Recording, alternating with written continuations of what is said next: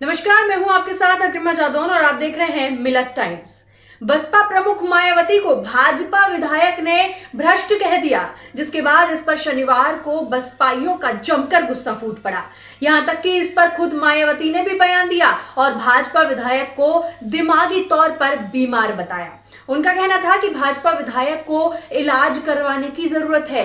साथ ही मायावती ने कहा कि अगर भाजपा ऐसा नहीं करती तो यही माना जाएगा कि ये भाजपा का षड्यंत्र है।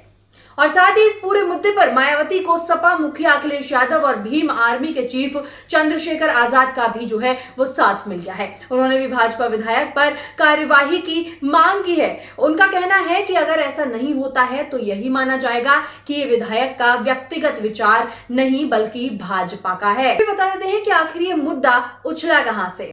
तो देखिए, हुआ ये कि मथुरा की मांड सीट से विधायक और भाजपा प्रवक्ता राजेश चौधरी ने एक टीवी चैनल की डिबेट में ये कह डाला था कि मायावती को पहली बार मुख्यमंत्री हमने बनाया, लेकिन वह हमारी भूल थी। साथ ही उन्होंने कहा कि मायावती यूपी की सबसे भ्रष्ट मुख्यमंत्री हैं। जी हाँ, इतनी बड़ी बात उन्होंने एक टीवी चैनल पर बैठकर बोली, जिसके एंकर ने उनसे कहा भी कि क्या आप किसी भावना में बहकर तो ये बातें नहीं कर रहे हैं, चाहे तो आप अपनी बात जो है वो वापस ले सकते हैं, ऐसा एंकर के द्वारा कहा गया। लेकिन चौधरी अपने बयान पर कायम रहे और कहा कि ये अकाट्य सत्य है कि सबसे ज्यादा भ्रष्टाचार मायावती सरकार में हुआ है। बस फिर क्या था, इसके बाद ही उनके इस बयान से राजनीति में हलचल मच गई और मायावती के साथ सबसे पहले अखिलेश खड़े हुए, जिन्होंने इस बात को लेकर एक्स पर ट्वीट करते हुए लिखा, उत्तर प्रदेश के एक भाजपा विधायक द्वारा उत्तर प्रदेश की एक भूतपूर्व महिला मुख्यमंत्री जी के प्रति कहे गए अभद्र शब्द दर्शाते हैं कि भाजपाइयों के मन में महिलाओं और खासतौर से वंचित शोषित समाज से आने वालों के प्रति कितनी कटुता भरी है।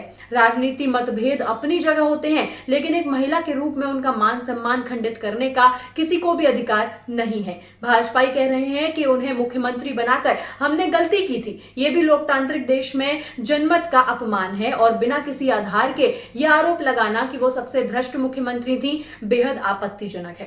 भाजपा के विधायक के ऊपर सार्वजनिक रूप से दिए गए इस व्यक्तित्व के लिए मानहानि का मुकदमा होना चाहिए। साथ ही आगे उन्होंने लिखा कि भाजपा ऐसे विधायकों को श्रेय देकर महिलाओं के मान सम्मान को जो है गहरी ठेस पहुंचा रही है। अगर ऐसे लोगों के खिलाफ भाजपा तुरंत अनुशासनात्मक कार्यवाही नहीं करती है तो मान लेना चाहिए ये किसी एक विधायक का व्यक्तिगत विचार नहीं है बल्कि पूरी भाजपा का है। घोर निंदनीय।